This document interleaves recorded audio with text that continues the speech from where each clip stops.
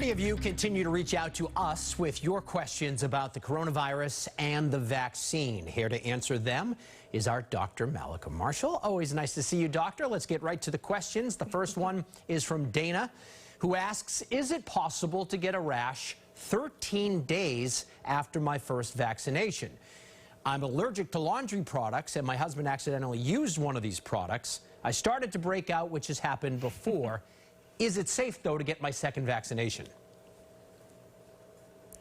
That husband, yes, it probably is safe. I mean, if you're going to get a serious allergic reaction to a vaccine, it typically happens within the first 4 hours. And if this is the typical rash that you get when you're exposed to those laundry products, then it's probably the products that are responsible. But I would call your doctor so you can establish exactly what type of rash it is and the timing, just to make sure it's safe to get that second dose. All right, so for the record, you're blaming the husband and not the vaccine. Of course. All right.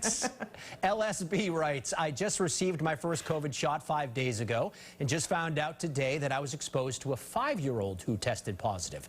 I spent all weekend with this child. What do I need to do? Do I need to get tested or quarantine? Oh, that's so hard. Yeah, I'm sorry. You are not fully vaccinated yet, so you really do need to quarantine for 14 days, and I would get tested probably in the next few days, and certainly if you develop any symptoms of COVID. All right, Marion writes, if you developed COVID arm, which I may have you explain as well, doctor, after the first dose of Moderna, are you at a higher risk to develop a similar or worse reaction after the second dose?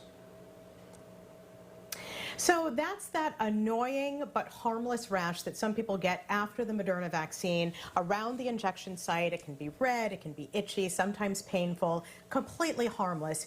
And we're finding out that it tends to be no worse with the second dose. In fact, Mass General looked at this and they found that people who had a reaction the first time, 50% of them didn't have a reaction the second time, 25% had a milder case, 25% had about the same reaction, but if they did have a reaction, it tended to fade quicker. Okay, and Michelle writes, 3 weeks ago I got the Johnson & Johnson vaccine, not by choice, she adds.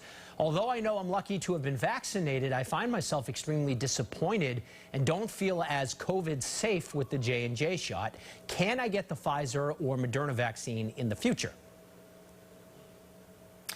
First of all, I don't want you to feel disappointed. It is really hard to compare the J&J vaccine with the Pfizer or Moderna vaccines because of how the studies were conducted and when they were conducted. We know that the the Johnson & Johnson vaccine is very effective against severe COVID-19. In fact, in a large trial, it prevented all hospitalizations and deaths. I have to say that the company is looking at whether giving a booster weeks after getting that first dose might provide even more protection. Hopefully we'll have that information in the next few months. Pretty amazing. A year ago we thought maybe we'll have a vaccine. Now we have so many that we want to pick the particular one that we want.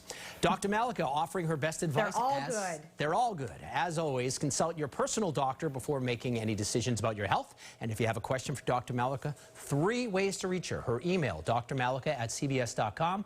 On Twitter, her handle is @Mallika Marshall. Or you can Facebook message her, Dr. Mallika Marshall. Lisa? All right.